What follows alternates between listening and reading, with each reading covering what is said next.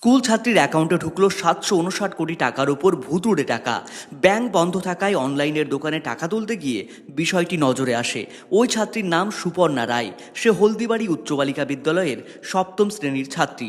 বাড়ি দক্ষিণবড় হলদিবাড়ির খালপাড়ায়। শনিবার ব্যাংক বন্ধ থাকায় স্কুলের কেস জুতো কেনার জন্য স্কলারশিপের ৯০০ টাকা তুলতে অনলাইনের দোকানে যায়। সেখানে ব্যালেন্স চেক করতে গিয়ে দেখে তার সেন্ট্রাল ব্যাংকের অ্যাকাউন্টে জমা রয়েছে ৭৫৯,৬৯,৫১,৯৫১ টাকা। বিষয়টি বাড়িতে এসে পরিবারের লোককে বলতেই আতঙ্কিত হয়ে পড়েন তারা। কি নাম তোমার? সুপর্ণা রায়। কোন স্কুলে পড়ো? হলদিবাড়ি গার্লস স্কুল কোন ক্লাস? 7। আজকে কি হয়েছে? আজকে হ্যাঁ, আমি সেন্ট্রাল ব্যাংকে টাকা উঠাতে গেছি তো। মানে কোন জায়গায় গেছিল? দোকানে? হ্যাঁ, অনলাইনের দোকানে তো গেছি। ঘন্টায় বলছে কত টাকা ছিল? কত টাকা বলছে? 7 কোটি? 7 কোটি। মানে অনেক বেশি টাকা আছে। বেশি টাকা বলছে নাকি? হ্যাঁ, তুমি কি টাকা কত টাকা উঠাতে গিয়েছিল? আমি 800 টাকা উঠাতে গেছি। 800 টাকা? তোমার এটা কিসের অ্যাকাউন্ট? এটা সেন্ট্রাল ব্যাংক, মানে কিসের টাকা ঢোকে ওখানে? স্কুলের টাকা। স্কুলের টাকা? নতুন অ্যাকাউন্ট? হ্যাঁ, এর আগে পাইছিল স্কলারশিপ না এবারই? পাইছি তো। আর আজকে টাকা তুলছো কয় টাকা? 900 টাকা।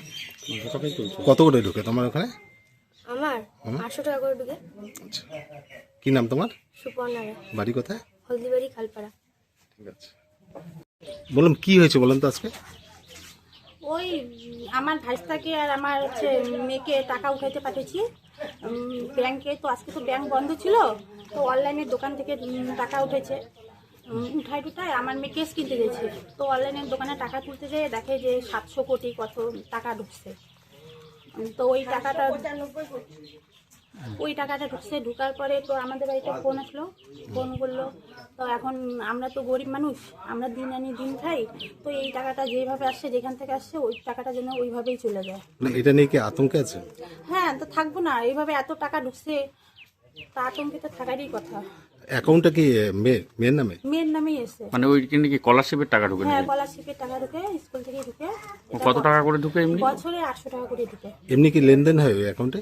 না, এমনি লেনদেন কোনো হয় না, শুধু ওর স্কুলের টাকা ঢুকে যায়, তুলে এইটুকু। মানে আজকে কি তাহলে ওই মানে কেস কেনার জন্যই টাকাটা তুলে? হ্যাঁ, ওর দাদা শুধু সকালে গল্প করতেছিল যে দাদা চ আমরা বাজারে যাবো, যাই আমার টাকা তুলে আমি কেস কিনবো। ওর কেসগুলা ছিঁড়ে গেছে, তো ওরা 2 ভাই বোনেই গেছে।